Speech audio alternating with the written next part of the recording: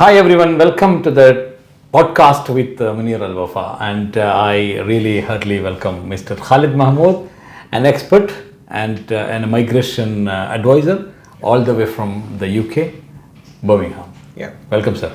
Thank you very much. Thanks for giving me opportunity to come and talk with you about the most hot topic at the moment. Yep. Migration to UK. UK. Yeah. See, basically, what happens is that many people who has a dream, maybe Indians, Pakistanis, Arabs, anybody, who has something to do in the future. Correct. They might say, I would go to, British, Britain, UK, Yes. So, the discussion point, what we are going to do today is that migration to UK. Yeah. All right. And Correct. there are different types of migration when it comes to that level. For example, you go as a student, you go as an employee, or you do a business. Correct. That's Basically, right. these are the three migrating touch points. Correct. When it comes to that.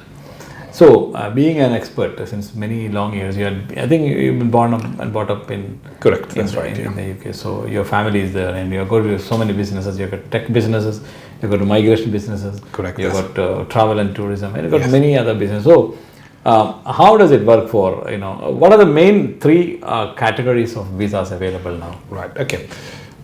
Yeah. Let's start up because we started into the immigration-related skilled workers or the business visas and student visa in 2007. Okay. When the first time we came into Dubai, we started up our business here. So we are approved by the Office of Immigration Services Commission in UK. Home Office. Home Office. It's kind of a body which allow you to work and advise them everybody about the immigration to UK. Okay. Yeah. So our expertise are now into sponsorship license, skilled workers, business visas, and we also do the student visas. Okay. Yeah. So it's the most commonly talk about visas are the business visa where all the entrepreneur can go and try to set up a business in UK, and they try to expand the business.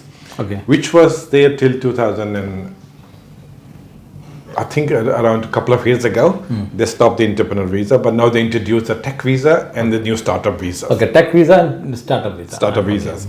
So the funding has reduced because it used to be 200,000 or £200,000 or 1 million for investor. That's reduced now to 50,000, and some cases it goes to 150,000 based on what you want to set up. Okay.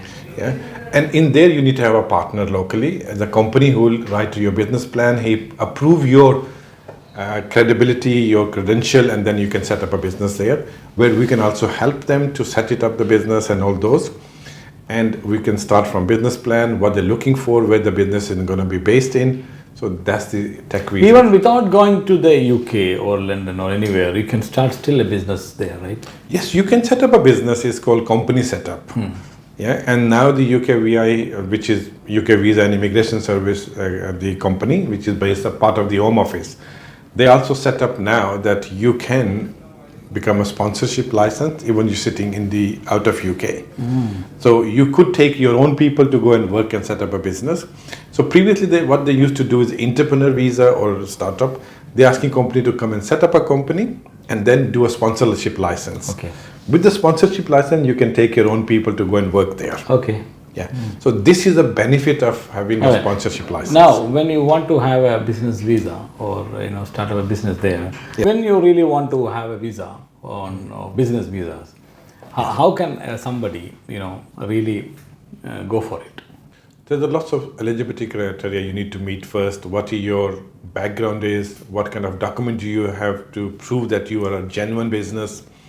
What is your intention to go to do in the UK? You want to set up a same business which is you already doing in Dubai. Okay, like a branch. Like a branch or like a similar setup that will give you more credibility. Okay. That yes, you have your very expensive?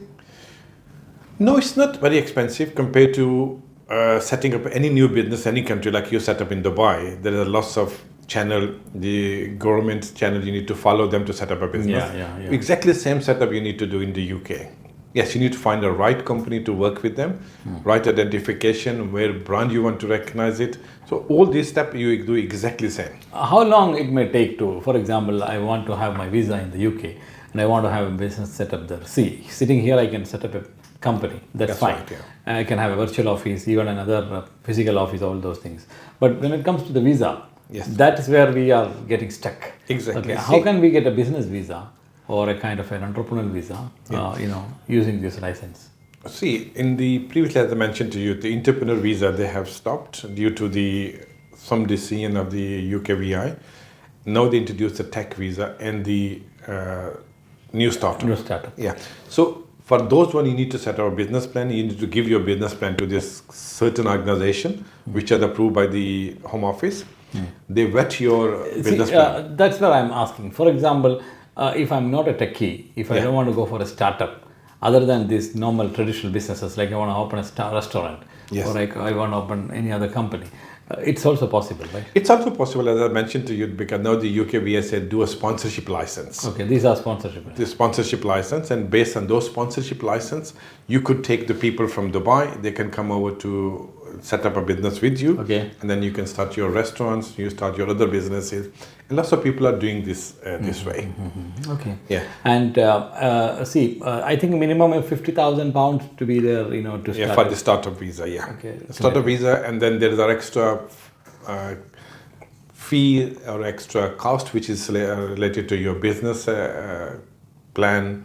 What is you're going to sell? How long it might take to get it processed and get your visa in hand? I would say 3 to 4 months, because when you set up a startup, you need to prove all your credibility, your setup business here in Dubai or in India, wherever you are based. That business has to be accredited from the company that is a genuine, legitimate business. Okay.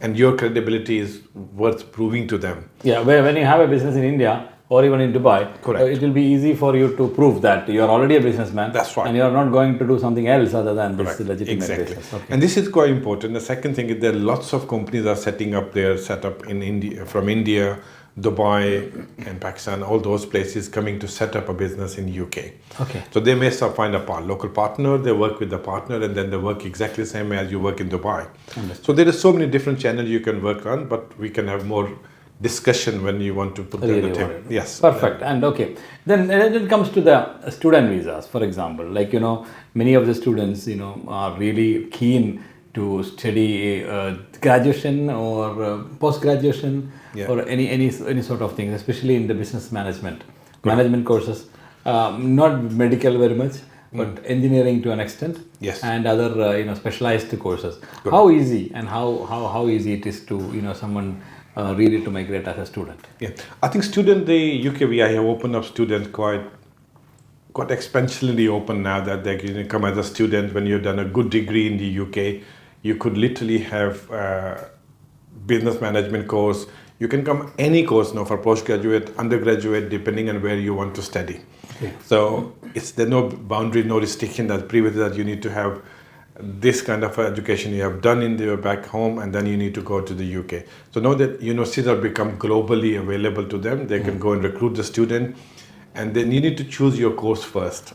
And as you class as an overseas student, your fee is significantly high, but you will get the visa for almost, if your course is 1 year, you get 1 year, 3 months visa to make sure that you complete your course and finish all the courses. Okay. And university give lots of guidelines now that what student need to come in, what kind of things you need to do before you apply for your student visa, and legitimacy of the student is there as well. So and I see, you can get in touch with EduGlider, a company, www.eduglider.com, or they have contacts in Dubai. Correct. They have a KHDA approved agency. Correct. So for this purpose, I think there'll be right people to get in touch. Yeah, that's right. Once I think you give us that, okay, these are the people going in. We have very good compliance relation with the universities, and we have lots of good relationship with the universities and some private colleges, and which are approved from the Home Office. And I heard that after graduation, or post-graduation, they can still stay for 2 more years. Correct. In order to work full-time. Is it something interesting? After completing your course, you can apply for a graduate visa, which is approved after you successfully completed your course. Okay. And the university have given you the final designation, a letter or approval that, okay, you complete your course, then you can go and apply for your graduate visa. Okay. That graduate visa gives you 2 years open access to work for any companies, and this is where you need to learn your skills. Okay. Yeah, so lots of people we've seen that they've done mechanical engineering course, or you're in the business management course, or they've done accountancy course. They try to go work for a company to try to grab their knowledge. Okay. And lots of companies are now try to get these people hired, and then they start looking for the people to develop them for a future employee. I've seen something like this, a student while they're studying, Yes. They get the part-time job. Exactly. Basically, okay. And after 2 years, this part-time job will become full-time for them, the same company using this graduate visa. Exactly. See, in the part-time job, they can, during their term time, they can only work for 20 hours. In a week. That's a legitimate work to work on it. But after you completed your full-time, then after you completed your Graduation, degree, yeah. you got the graduate visa, you can work for full-time for 2 years. Okay. And lots of young people who are done very well in their education, they're easy to find the job. And we as a recruitment company, we can help them to find the job as well. But I advise the students, like for example now, if someone goes from India or anywhere, Pakistan, I think that they should not focus on the part-time job while studying. Correct. Rather focus on studies more. And of course, for your living and for your tips, you can still work for a lesser time. And don't try to make the smaller money that time. Instead, study well. Exactly. And get your best possible degree out. Yeah. Then you get a better and best, full-time job. I think I do prefer them because the lots of universities now give them a 3 days active courses and then 2 days off and then the weekend. These students need to understand the UK culture. Because in the UK, maybe in back home and in India, you never worked because you've been living on your parents or you have a very good family setup. But in UK, you're in a new country. You need to understand how their job works. Because UK is always known for that the whole family works. While you study, the kids there is go no one to cook at home and no one to clean the home. So I think it's good to start them. They will start how the market, how the culture is working. They give them a new kind of a set of skills for them. So when they go after graduate visa, they can find a job. They understand what the culture is. So they don't get the shock to their setup. Okay. And I always advise the students who goes into UK that try to complete your degree or postgraduate or whatever you're going to study in, and then apply for your graduate visa because that's very important that you have those 2 years on your belt. All right. Now, the most important topic of the day is that employment visa. Yes. Migrating to UK. Which is we are specialized in. Yes. Yeah, a dream come true for many skilled and unskilled. And what kind of visas available now, and which are the sectors where people can really look into? Yeah. See, UK is right now crying off the skilled labor. Due to when we left due to Brexit, we left Europe.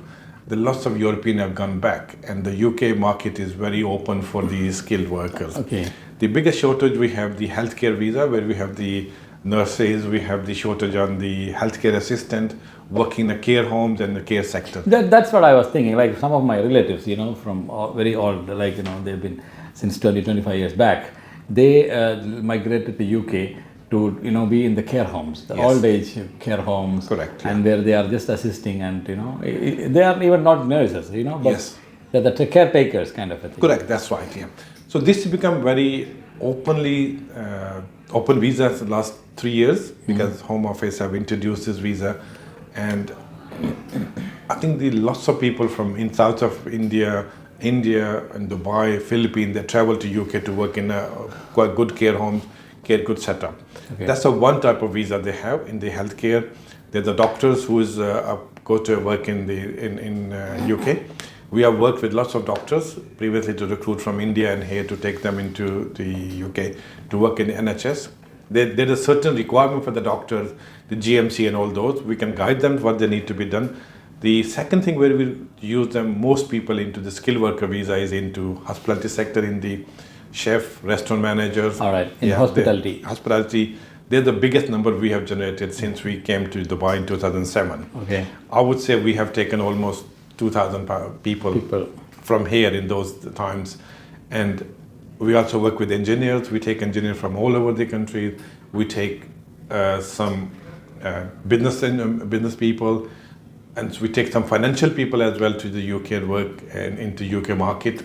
Because our speciality is based in the UK, that as we do the lots of license for the companies, and they can bring the people. So the most important thing is the people need to come and work for the clients they're looking for, their sponsor. The criteria for skilled worker visa is very simple, that you need to have experience. Okay. Is there any minimum period or 2 years minimum? I think it's 3 years they're asking, but the longer experience you have is better, because you're going to fill a role in the UK, which is quite skilled, because you're very good in your own skill here, but you need to come into, when you work in the UK, you need to prove yourself again. And then you need to have an English language, which is always IELTS, TOEFL, IELTS basically. IELTS, then you have a PSI, you have a language cert, you have PTE. All those exams you need to do is called B1 level, which is speaking, listening, reading, writing, all 4 skills. So this English you need to pass it to band 4 minimum. The more band you have is much better, but the minimum band is 4 for a visa purpose. And then you need to have the TB testing is coming from India, Pakistan, Bangladesh, Sri Lanka. Or in Dubai, there's no requirement if you're living here for 6 months. And then you need to have your experience letter. So this is, as a candidate, you need to have in yourself, minimum. But then on the other side in the UK, we have a sponsorship who interviewed you, he select you. Then they will issue you a certificate of sponsorship, which in other words is called work permit. Everybody knows this as a work permit because it's been used as a work permit long time before. Yeah. So this certificate of sponsorship will be used for a visa purpose. Yeah. So I always advise people that there is a lots of company will offer you, but make sure you look for a genuine company to go for skilled worker visa. It's very important that you end up into UK and then you have not a right job or not skill. Yeah. And Home Office have now, from 4th of April, the system have completely changed. And still the same requirement, you need to have an English language, you still need to have a TB testing, you still have to have experience, but the salary structure have gone up. So previously it used to be 27,000 per annum salary, it's gone to 38,700. All right. Yeah, it's a big jump because they want to close the gap because we don't bring people on a low skill and all those. But there are still different way to bring people in, like some are in the immigration list, we can take them into those one. They will go for 3 years visa. It's for 3 years. See, initially they do 3 years, but total sponsorship is for 5 years. Some company offer you straight away for 5 years, some start with 3 years, and after 3 years you have an extension, which is you can do for same employer or you can go to a new employer. And then after 5 years, you are eligible for call it indefinite leave to remain. So you become a permanent, you don't need anybody sponsor. We call it you become a permanent resident of the UK. You're not on a temporary migration anymore. So after completing 5 years, you need to go in, wait for 1 more year, and then you can apply for British nationality. Yeah. So British nationality is give you access to British passport, and then you no longer on an immigration control or anything. So you can fly anywhere in the. That's right. Then you are free to go wherever you want to go because then you got a passport to go anywhere. And I thought we have fulfilled lots of people's dream. Yeah. So since 2007, we bring people in, and I would say 90.9% people are British now, and they're living there happily. They took their family, they set up a business. See, when we took some chef, and 10 years ago, becoming a citizen of UK. Yeah, once they become a citizen, they open their own restaurant, and they become an entrepreneur. So UK is generating more revenue, more economic. See, a person like 24 years, Yes. going to the UK and finding a job and getting there settled, and after 5 years he became a PR resident, and then after 5 years again he becomes a citizen of UK. Then he gets open his own restaurant, and he brings more people to the UK, and it's amazing story. If you get into that dream journey, it's something really special. Yeah, and I think what the people is it as easy as we talk or think, or is it it has so much of hurdles to overcome? It's been created the hurdles. If you have a right skill and you have a right experience, and your employability is very good for anywhere in the world, it's not hard to get. I'll just tell you something. Like for example, a person from here or in the UK, from India, who knows how to cook. Yes. A chef. Yes. Normal chef. Got 3 or 4 or 5 years experience. I'm just taking a case study, a very small level employee. Yeah. And how is it possible, or how long it might take, or how much would be the average expense for him to get a job in the UK and settle there? See, there are two type of expense for somebody to go into UK. One is called a sponsorship, which is certificate sponsorship, which is done by employer. So once that is done, then we charge our consultancy fee, and then the home office fees is there. Normal government fees. Yeah, government fees is for the immigration health surcharge, which is very significantly more at the moment. And then you have a visa application fee, then you have some other fee related to us, where we come as a consultant, we charge some fee as well. So it's not significantly high for anybody because they could not afford it. If you're going to work into a market where you're giving you the salary of 27,000 to take up to 38,700, it's Pound in a year. pounds a year, yeah. That means 2,000 pound. Yes, Yeah, almost 2,400, 2,500 500 pound in a month. a month, yeah. And That means equivalent to, approximately About 12,500 12,500 dirhams. Yes, that's right. 3 lakhs in a month Yeah. in Indian rupees. Exactly. But the benefit of this one is that is the 5 years later you are national of the country. Also that, see, once you are guaranteed with a job, Correct. okay, that means you are getting 27,000 pound in a year. Yes. That means the expenses would cover about 10 lakh to 15 lakh Correct. rupees. Yeah. So it's a 6 months. Yeah, exactly. Turn out. And second thing is you going for a job. Then you become an entrepreneur. Or, Yeah, you become yourself. You need to have the right skills to go and do those one. And with this expense you're spending on it, when you go into a right job setup, you will recover yourself. It's always like people come. I have a question here, very, very specific. What if an employee wants, to send him back, cancel a visa after maybe 1 year? Or what if he doesn't find a proper job there? Yeah. What are the options? And Okay. Where we worked with the clients and with the candidate is that they have a guaranteed job in the UK when they travel. Okay. Yeah. And once they are in the UK, we will help them, we support them. In the employer, that employer will take the people on from us, and then they have a proper salary structure, all the stuff is there. If the person skills level does not match to the client expectation, Okay. yes, it does happen because somebody is very good into their kitchen here, but in their kitchen is not very good, or Yes, maybe yes. I'm a very good mechanical or maintenance engineer right now in Dubai, but over there I don't have so much labor with me to try to support me. Understand. So there are some differences. They can go back. Yeah. So some of the fee they will get it back, some they won't get it back. But without even employees denies their job after 1 year, Yes. still he can stay there? Yes. Change the job? Exactly. Very simple and easy. So once he's there, he's open to find a new job. Okay. It's not necessary that no. you should stick to that employer. No. Okay. There is no way to exit it. So if I went there as a mechanical engineer, yeah, I went for a company A, and company A after 1 year think, okay, you're not meeting our requirement. You can leave. They sack you, or they want to terminate your visa. Correct. You still have from 3 months to 6 months grace period to find a job.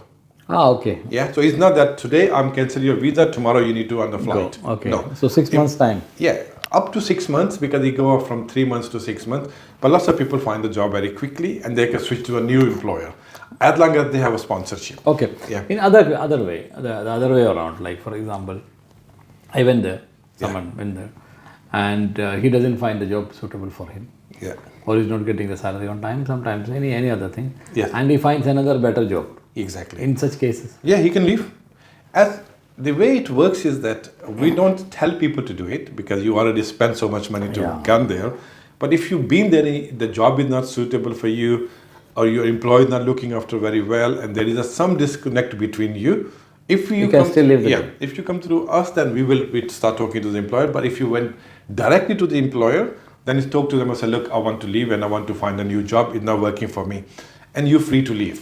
okay. Yeah. So there is I no, can resign as well. As the employer can sack me, I can resign as well to the job. So this skilled worker visa is giving you access to UK skilled market, but it does not bound. You are in the once you're in it's the a free UK world where you Yeah, can. no. When you're in the skilled worker visa, UK employment law follow you as well. It's not that it's a different law for a British person, a different law for a it's the skilled same worker. law. Exactly same law you need to follow, exactly same tax you need to pay, exactly same setup you have. Other benefit is lots of people take their families because it's they're eligible to take their kids and family to the UK, and they also get the nationality after 5 years staying in the UK. Same status. Same status they will have, and the education is free in the UK. The benefit is that there is no charge of the education. If The you tax work, is heavy. taxes they are heavy. There are 20 to 25% taxes is on the job, but then the National Health Service is free for you. Yeah, it's got a lot of benefits. Exactly. Then you have a free education for your kids up to the age of university level. They are the free education. So these are the benefit. And second thing is when you work, your spouse when there, she want to find a job, she's allowed to work anywhere. So there are lots of benefit in those way, and there are lots of setup they have. As now they stop student not to take their dependent anymore due to new law. So the skilled workers are still allowed to take their dependent with them. All right, that's really interesting. Yes, People can be freely moving. Around. Exactly. Okay. Yeah. All right, and what are your advices? To the employers. I mean, employees who wants to migrate to. Yeah. I think for skilled worker, people who want to go for the UK, my advice to them is that always look for a right employer. Do your checkup on is the employer is genuine. The job where you're going to go into it is the right job, and how long the business has been operating. And when you make the jump or when you make a decision to work for this employer, go with open heart and try to show them, look, I can deliver these things, and have the attitude right. Because you're coming to a new setup, new place, you need to give your put your footstep into their job, and then try to improve through there. Because lots of people comes in with the mindset, okay, for example, I'm the head of production or I'm an executive chef. When you go into UK, you may be working as head chef, or you may be working as a maintenance engineer. Yeah. Because you need to have a change of environment, change of the structure, change of the employment. So be open where you want to go. Find the right company who want you to become as their umbrella company to go and work in the UK. And you help them to find all. Yes, we always work with them, and as I said, since 2007, we have taken more than 2,000 people, and our offices all over the world. We have the office in Dubai, in the UK. As I said, we are approved for the UK immigration service. All right, okay. So we work with them. Cool, and I think a bundle of information. Thank you very much. And it's really helpful for many.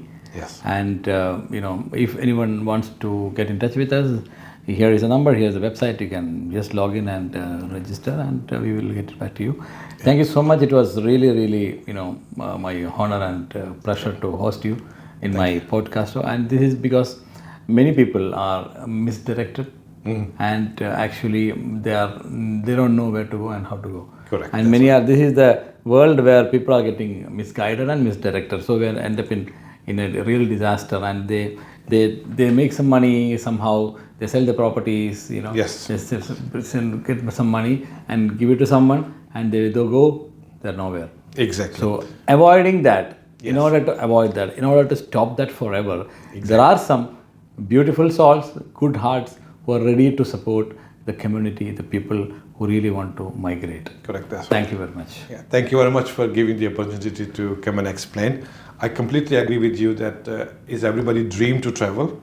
Everybody dream to go into work in a new country, set up expand for their own skills level and all those. But we also hear a lots of horror story because people are paid so much money and there's so much stuff they have done, but they didn't get the job they want to go in. Their dream been shattered. So that's what I always recommend people to find the right source to get into the jobs. Do your checks, what you want to do, where you want to go, and your consultant is correct. The most of people do the English language, as I said, but the certificates are not right. So do all these steps. So that's what is good to go with. Due diligence. Exactly. And do work with the right person. Agency. The agency or the consultant, that ask them the question. Yeah, always ask the question. Don't hesitate. Exactly. Get them in writing, talk to them. But once they give you the information, believe them. It's very important because we have seen lots of people that they ask me so many questions and then they get confused themselves and then they make a mistake. Once you got your mindset, okay, I like these people, I want this job, let's stick with them, and they will take you there. Time will take, and you will go. And second thing I always say to people is that don't put yourself in with it to sound too good to true. Yeah, people always think, oh yeah, this person is giving me this thing, but he's not charging me. It's not the way to look into what the charge are. Understand. It's look where you need to end up, how the credible the people and are. Good agencies charge good money. Yes. And others who don't want to give you anything, they just bill us money. So Exactly. And don't deal with the people who come and meet you at the street. Oh, I'm taking you to this country. No. Okay. Always work with the people where you go and see them. You ask the question where they are, and get check their credibility. Check their backup. Exactly where our success come from through referral. We are strictly believe in referral that one person bring two people. So this is where you need to look into it. Ask people in the UK, okay, I want to come in, can you check? So it's always good to check those ones. And even I said, we take lots of chefs. Now we're recruiting for lots of engineers. The package technologies, we're recruiting for production engineers, we do a maintenance engineer, we got a food quality engineer, we got a new product development. So all new technologies are coming out. Learn. So learn. So I wanted the people to come and talk to you. Okay, And, get the information, and we will get their dream fulfilled, get them a new job. And all tech, exactly same level, they're going to go and work. All right. Yeah. Thank you so much. And if you want any more information, log on to muniralwafa.com. You can post your queries there, and we'll be passing on to them and get the right information. Thank you so much. Thank you very much. Mr. Khalid Mahmood, and who is running a successful group of businesses in the UK, especially in Birmingham and all over the UK, and come all the way from the UK to meet us and to greet us and being on the show. Thank you so much. Thank you. Nice to meet you. Right. Thank you very much. All right, guys. See you soon in the next episode of our podcast. Munir Al Wafa with love.